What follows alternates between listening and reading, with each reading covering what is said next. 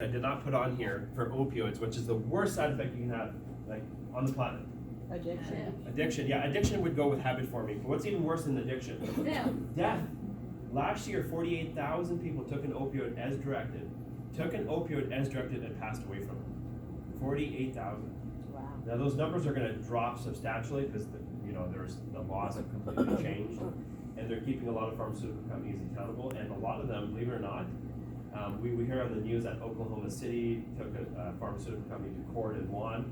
They're really not paying out their losses. They're just shutting the doors. And the pharmaceutical companies have done a lot, but they're able to just pay out the lawsuits and continue on because they're still making a big profit. The opioid crisis is very different. Like, for instance, Johnson & Johnson paid out $600 million to the state of Oklahoma, because it's a state that eventually has to pick up the bill, and they're gonna eventually have to do that for all the states. So they're just not Johnson, they're still open, but like Purdue shut down their doors, which is one of the biggest opioid producers ever, and they did that because if they file for bankruptcy, they don't have to pay out the states, the lawsuits. Anti-inflammatory medicine. There's an epidemic of adverse drug reactions to NSAIDs, non-steroid anti-inflammatory drugs. The Food and Drug Administration believes anywhere from 10,000 to 20,000 deaths each are the result of severe bleeding caused by NSAIDs. It's a big problem. So the most common ones are ibuprofen and Celebrex. And so these are people that took the drug as directed. 10 to 20,000 deaths each year. They take the drug, it causes an ulcer, and they bleed to death. So I've heard it all. The benefits outweigh the risks. The chances are low. This does happen. Muscle relaxers, Soma, Flexeril, have the following side effects: possible addiction, dependence, drowsiness, dizziness, changes in vision, headaches, clamminess, nausea, vomiting. The reason you get these side effects is you have muscles throughout your entire body. So if you have a right lower back muscle spasm, they don't write you a right lower back muscle relaxer. You take it orally. It goes to you have muscles for vision, you have muscles for breathing. That's why it affects drowsiness, changes in vision. And they tell you don't take a muscle relaxer when you drive because it affects everything.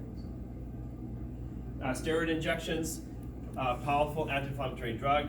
Side effects: osteoporosis, you were right, up to 8% loss of bone in 4 months. Low dose for 1 year can cause cataracts. Elevates your blood sugar, you were right there. Suppresses your ability to fight infection. But the number one, it eats away at the soft tissue and bone in that area. We've exhausted all conventional measures. One less desperate option is to put alternative natural medicine that has a 96% success rate. This slide always reminds me that we treat a lot of autoimmune conditions at the office, and like when you talk about rheumatoid arthritis, we see those conditions. And when you look at autoimmune conditions, that's when your immune system starts attacking tissues in your body. So if it's your skin, we call it psoriasis. If it's your joints, we call it rheumatoid arthritis. If it's your gut, we call it Crohn's or ulcerative colitis. If it's your thyroid, we call it Graves' or High. There's dozens and dozens of these. And what we do is we do a class of drugs called DBARDs, or biologics. And what they do is they shut down your immune system, and it works. Your skin issues start to go away, your joint pain, your gut issues start to decrease. But what we should do is ask, why is our immune system attacking tissues in our body? Now, this is something that never gets done. We should be asking, what's the underlying issue that's causing that? Here's a question. Where does 70% of our immune system reside in our body? Gut. In our gut, yes. Most people don't get that. Good. Who said that? Good job. 70% of our immune system resides in our gut. So the foods we eat do matter. So that's why you should get rid of as many inflammatory foods in your diet as possible. That's sugar, dairy. I know dairy is a health food. It's, dairy, cheese, white bread. Those are very inflammatory. You want to get those out of your body overall. And you see these commercials, these autoimmune conditions. If you have psoriasis or rheumatoid arthritis, you see these commercials late at night, and when they read the side effects of these drugs, it's not like nausea or vomiting. The side effects are like cancer and death. That's a side effect of the drugs. Wow. Discover the miracles of regeneration. Stem cells are unspecialized or undifferentiated cells that have two characteristics. Number one, they can replicate. Number two, any cell that's damaged ligaments in your elbow, cartilage, nerves for neuropathy, they can help. There's different types of stem cells. There's adult stem cells, which comes from bone marrow or adipose. Embryo. There's obviously a controversy about, do your stem cells come from embryos? Nowhere in America can you get stem cells from aborted babies. That happens in other countries, but in no state in America is that allowed. So where the controversy comes from, I don't know. There's also umbilical cord. Tissue graft is taken from the placenta of a donor who's concerned with the welfare of others. Contains a high percentage of stem cells. Adult stem cells, when you're younger, you have a higher concentration of stem cells. They substantially decrease as you age. As you age, your stem cells age too. They're recycled many, many times over.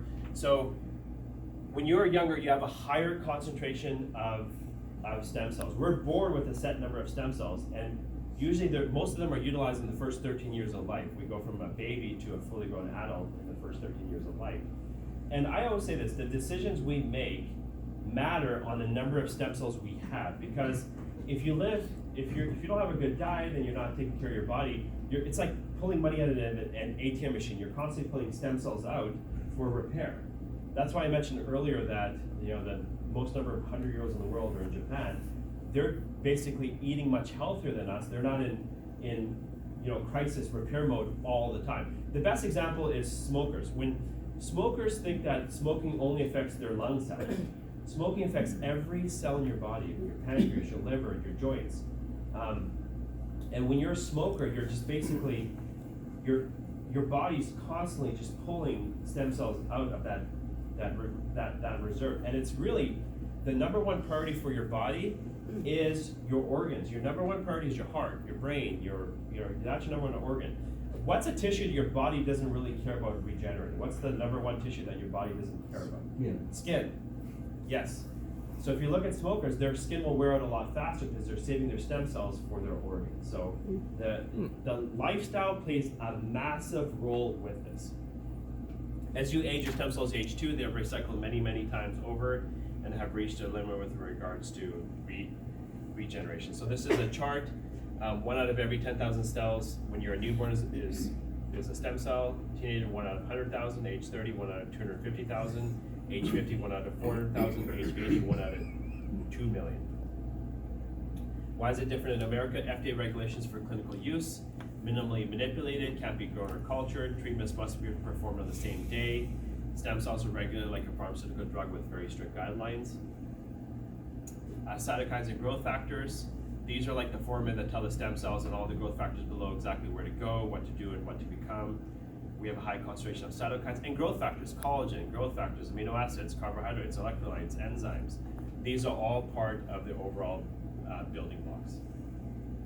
Stem cell retrieval. Umbilical cord tissue is donated by healthy mothers at the time of a scheduled cesarean section. The recovery is performed by the American Association of Tissue Bank, AATB accredited technicians utilizing aseptic techniques. Safe processing at an AATB accredited facility. The tissue is processed and packaged in still oil containers and cryopreserved to protect cell viability. Processing is performed following the Food and Drug Administration's Tissue Reference Group, FDA TRG guidelines. Procedures have been implemented to meet or exceed all applicable industry standards for the use of human tissue products. So everything's safe, clean, effective, nothing is left to chance.